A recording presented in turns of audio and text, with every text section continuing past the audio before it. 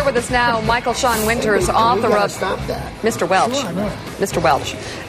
The author of Left at the Altar, How the Democrats Lost the Catholics and How the Catholics Can Save the Democrats. Question is, can you save me at this point? Thank you very much for joining me, sir. Thanks for coming on the show. Good morning. Thank you for having me. I think we have the perfect crew for you this morning. Mike Barnicle, Pat Buchanan, John Ridley, Jack Welch. Let's see. A couple of Catholics here at least, for sure. Who would like to start? I want to start. This is a terrific book, Left at the Altar. One of the many reasons why it's a terrific book is that on page 172, you trash Pat Buchanan. Oh, no! Calling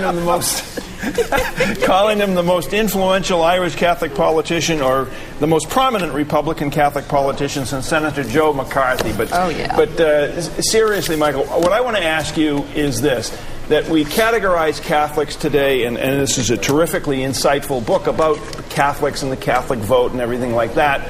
But we are becoming, I think, a culture where religion means less to a lot of people, including Catholics. And can we continue to categorize Catholics as a bloc vote? I think, you do these things at the margins. Obviously, Catholics vote, care about the economy, as do all Americans. Catholics care about the Iraq War, as do all Americans. But there are still significant differences in the way Catholics view the world. And so I think in terms of framing issues, and also how we approach certain issues, such as immigration, I do think you see important differences based on what Catholics hear from the pulpit, hear in the Catholic press, and hear from our Pope. Well, Michael, let me follow up, because I tend to agree with what Mike said. Nixon got 22% of the Catholic vote against Jack Kennedy, 33% against Humphrey in '68, 55% against McGovern in '72, because McGovern was perceived as basically a deeply secularized candidate, the way a lot of Democrats have been. But nowadays, the Catholic vote just sort of mirrors the national vote. I think it depends. Clearly, Catholics, I think, have opposed the Iraq War more consistently. Part of that is weighted because of Latino opposition to the Iraq War. I do think Catholics speak about economic matters differently. There is a traditional concern for the common good in Catholic social thought. And I think one of the problems for Democrats is they've not effectively reached out to religiously motivated voters, Catholics and otherwise, and they need to start doing that. And the way you do that is by looking at how Catholics talk about these issues. John, I think it's not just that Catholics have moved in the election, it's that Democrats have lost them. Right. Well, it's interesting you talk about Democrats and Catholics. I believe there was a time before John Kennedy that people were actually concerned about the idea of a Catholic president, maybe a lot of the way some people looked at Mitt Romney, not understanding his religion. How important was Kennedy, both as a Catholic and as a Democrat, to the political process and to Catholics in politics? I argue in the book that obviously Kennedy, broke the glass ceiling for Catholics, and we were accepted in American society and culture in a way after his election in a way that we were not before. Unfortunately, he also bequeathed to the Democratic Party this idea that religion was private, and that's come back to haunt us. I think one of the things I admire most about Senator Obama is even in the middle of the Jeremiah Wright controversies, he never once ran to that safe zone of saying, oh, my religion is personal and private, I don't want to discuss it. And again, this is something that Pope Benedict addressed very clearly when he was here. Religion is not private. It's one of the most public phenomena that there is. So Democrats need to engage these moral arguments, and not necessarily in Catholic terms. I think the Catholic Church provides very useful terms for having this discussion. But they can't avoid the moral argument. You can't say, oh, my religion is private. John Kerry tried that. It didn't work. People want to know what motivates you, and they have a right to know what motivates you. And so if you say your religion is important, you should be able to explain how. Yeah, but look, we had a collision between Dr. Dobson, James Dobson, and Barack Obama. Barack celebrates, Dr. King, the Freedom Riders, the Selma Bridge, the abolitionists. In other words, confrontational Christians of the past. But now he's talking about more of a kumbaya Christianity, it seems to me, where we ignore our differences on right to life or on gay marriage and things like that and sort of all come together. Hasn't he really changed his argument dramatically after celebrating all these confrontational heroes?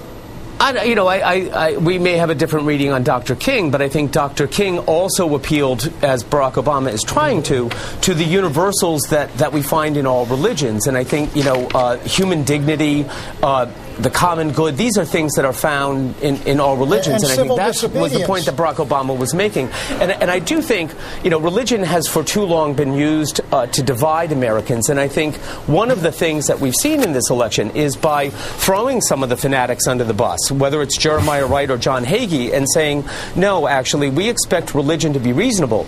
That opens the prospect that religion can actually serve to unite Americans rather than divide them as it has in the past. Jack? How important is choice? Is choice the key issue here for Catholics in this issue or not? I argue in my book that it's not just the Roe v. Wade decision and the choice issue, but the way Democrats embraced that. They started saying things like, oh, you can't legislate morality, which is ridiculous. What was the civil rights movement? It was a very explicit legislation of morality. They say, oh, we don't want religion in politics, as if Dr. King had a doctorate in engineering rather than divinity. So they got into some silly positions and embraced a kind of libertarian view in the wake of Roe, saying, it was all about human autonomy and unhinged from moral concerns. I think that's what got them into trouble. It wasn't just Roe. But choice matters. I think the Democratic Party got the life issue wrong. I'm a pro-life Democrat. I was horrified in 1992 when Governor Casey, the governor of the fifth largest state in the country, was prevented from addressing the Democratic National Convention. Have we learned as a party? I think we're continuing to learn. I suspect Governor Casey's son will be given a very prominent speaking role at this summer's convention. Well, with McCain on one side of this issue and Obama on the other side of this issue, will it be important enough to matter? I think, again, it depends on how it plays out. For instance, for John Kerry, obviously, he was stuck as a Catholic with trying to explain his disagreement with the church's positions. You had then Archbishop Burke of St. Louis, who just got moved to Rome, saying he would not give communion to John Kerry and things like that. Obviously, Barack Obama would not face that kind of internal Catholic debate. But I think we'll see how it plays out. I'm not sure. I don't think any Democrat's going to win the choice voters, although you do have people like Doug Kamek, who's a conservative Catholic legal scholar, was a Reagan appointee, who has endorsed Obama and who has said, the Republican Party simply has not delivered on their promises regarding life issues. All right, Red Light. A real quick question. Latino vote, Catholic vote, are those two locked? Is there a way to separate those two? Have you got to go after Latino vote as well as the Catholic vote? I think he can do both at the same time. Again, by borrowing from Pope Benedict, and as I argue in the book, nobody is talking about the need to keep families together. And it is frankly un-American and un-Christian to have government agents going in, separating parents from their children. I mean, this is outrageous. And I think if Barack Obama came forward with a pro-family immigration reform, would really change the debate. It would fill in what he means by change, which currently is kind of a contentless noun, and we're waiting to find out what kind of change he's asking us to sign up for before we give the kid the keys to the car. And that's the kind of thing where, again, I think the Catholic Church can really help the Democrats on a critical issue. All right, Michael Sean Winters. The book is called Left at the Altar, How the Democrats Lost the Catholics and How the Catholics Can Save the Democrats. It's a great conversation. Thank you so much for coming on the show this morning.